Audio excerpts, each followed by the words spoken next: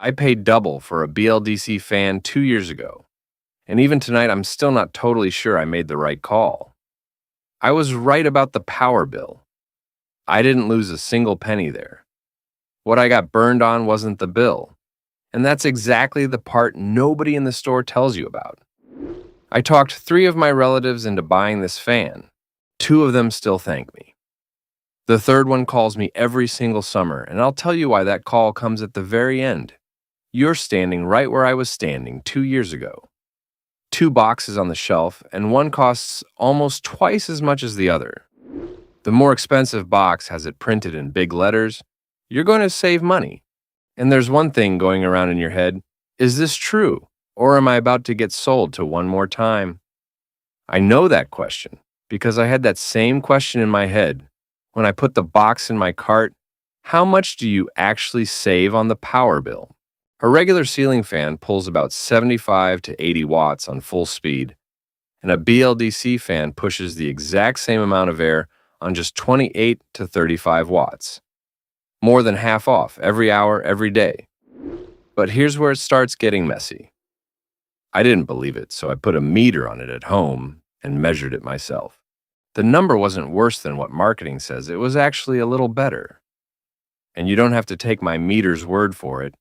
Energy Star and B both publish ceiling fan ratings, and they show BLDC motors pulling roughly half the watts at the same air delivery. At night on low speed while you're sleeping, it drops down to 6 or 7 watts. Same as a nightlight. The noise drops too, from around 75 decibels down into the 60s. And at night, those 10 decibels feel like a huge difference to your ears. And here's something the ads never tell you. You don't actually get more air. Measure both fans at the same speed and the airflow is basically identical. So the people who say BLDC blows way harder are really complimenting the blades, not the motor. So where does the electricity actually go? Inside an old fan, copper coils create magnetic currents inside spinning metal, and creating those currents creates resistance inside the metal. Resistance means heat. So that old fan on your ceiling is quietly working as a little heater while it's blowing air at you. BLDC skips that whole mess. It puts permanent magnets right on the spinning part, and a tiny circuit board inside decides which coil gets current a few hundred times a second. And here's the real thing, the part that took me 2 years to get. You didn't put a fan on your ceiling. You bolted a smartphone to your ceiling. The first year was a total honeymoon. The bill dropped, the room got quiet, and on a storm night when the power went out, the fan ran 2 to 3 times longer on battery backup. Running it with the AC is even better because those 30 or 40 watts of heat the old fan was spilling into the room from the ceiling are just gone. Meaning, your AC was fighting a little heater mounted inside its own room this whole time. Push the thermostat up a few degrees and run the fan and your skin feels the exact same cool. But that 1500-watt compressor runs way less. There's one more thing nobody talks about, and this one goes in BLDC's favor. On a hot evening when the whole neighborhood runs their AC at the same time, the voltage on the line sags. The old fan's magnetic field gets weak. The speed falls off. The air dies. The board inside a BLDC takes that swinging current and smooths it out before it sends it to the motor. 180 volts or 230, the fan spins at the same speed. Now catch the funny part. That same board that's giving you this benefit is the board that becomes your biggest headache 2 years later. The extra money I paid came back in about a year. I was out there telling everybody, this is the future. The math checked out. And that's exactly why nobody feels the need to tell you the rest of it. The salesperson gets their commission on the day of the sale, and the board dies 2 years later. So nobody standing in that store has any reason to tell you the 2-year story. Starting in year 2, this thing stops behaving like an appliance. The first hit landed when I had the electrician's bill in my hand. That old speed knob on your wall chops up the current wave and sends it to the fan. Fine for a simple motor, not for a computer. When that chopped current hits a BLDC board, the capacitors inside start struggling. The fan makes a whining noise, the speed changes on its own, and within a few months, the board burns out completely. So the electrician has to get inside your switchboard and bypass that knob entirely. The wire costs basically nothing. The guy's visit and his hourly rate are the real cost. And if you swap the fans in 4 rooms of the house, that cost goes up 4 times. And if you're thinking you'll put in a smart dimmer switch and run it with voice commands, that's the same trap, just more expensive and faster. The second hit is a lot worse. For the last 50 years, when a fan broke, the fix was 1 line long. The guy from down the street came over and swapped a $2 capacitor, or he opened up the motor and rewound the coils. And it was done in 10 minutes. You can't rewind a circuit board. 1 voltage spike or 1 lightning hit and the board inside dies. And then you need that exact board for that exact model from that exact brand.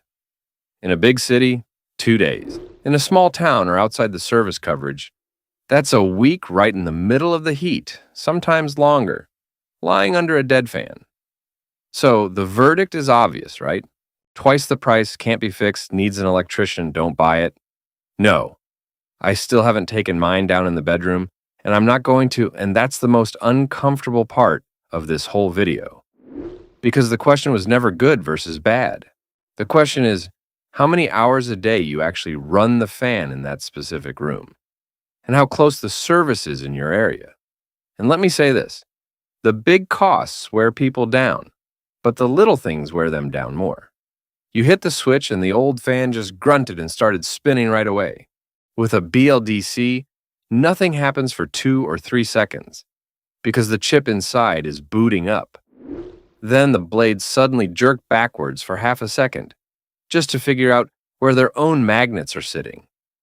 The first time I saw it, I was completely sure the electrician wired it backwards. Then comes the remote. Bypassing the wall knob means there's no manual way left to change the speed. The remote slides under the couch cushion or the batteries die at 2 in the morning, and you are literally helpless.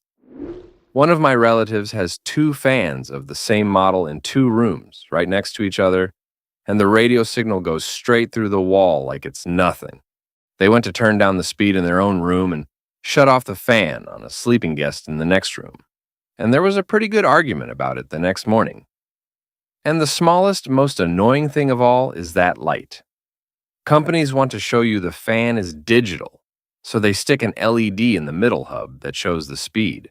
The same company that prints the watts and the savings big on the front of the box prints the board warranty and the spare parts, window on the back, and the smallest type they've got. In a dark room, that little light comes straight down off the ceiling onto your face. On the expensive models, you can shut it off with the remote. On the cheap ones, you can't. And that's when you climb up a ladder and put a piece of black electrical tape on your brand new premium fan. I did it, and standing up there on that ladder is when it got clear in my head. Just like a smartphone, that's exactly what this thing bolted to your ceiling is. It boots up, it needs a remote, the guy down the street can't fix it, and one day the company will stop making boards for that model. You didn't buy a machine, you bought a support cycle. The old fan was dumb, but dumb things last 20 years. Honestly, I can't tell you for sure how many years these boards last on average. This stuff is so new that nobody has 20 years of data on it yet. So I won't say it's a bad buy. No, hold on, that's the wrong way to put it. I'll say it's the kind of buy that's great for some rooms and completely dumb for others. So before you pull out your money, check 4 things. 1, how many hours a day that fan actually runs in that specific room. In a master bedroom or a home office, the math works out in a year. And in a guest room that runs 10 days a year, it never works out. 2, how far the service for that brand is in your area. And check this now, not after the board burns out. 3, whether your electrician can cleanly bypass the knob in your switchboard, and what they'll charge for it. 4, whether you can buy the remote separately, or if losing it basically makes the fan useless. Standing in the Home Depot aisle, Read the return policy just as carefully as you read the watt number on the box. And yeah, batteries, keep an extra pack in the drawer. Trust me, you'll need it. Now, about that third relative. Their house is about 40 miles out of town. The nearest service center is way past that. And the board in their fan went out once at the 2-year mark. They still call every summer and ask if they can put the old fan back up. 2 of them thank me, 1 regrets it, and all 3 of their power bills went down. Which one of those 3 is right, I still haven't figured out. To this day. So I'm leaving the decision with you. Is something really a good buy if it saves you money every month, but loses the ability to last 20 years? Drop a comment with how far your nearest service center is, and which fan you'd buy even after you know that distance.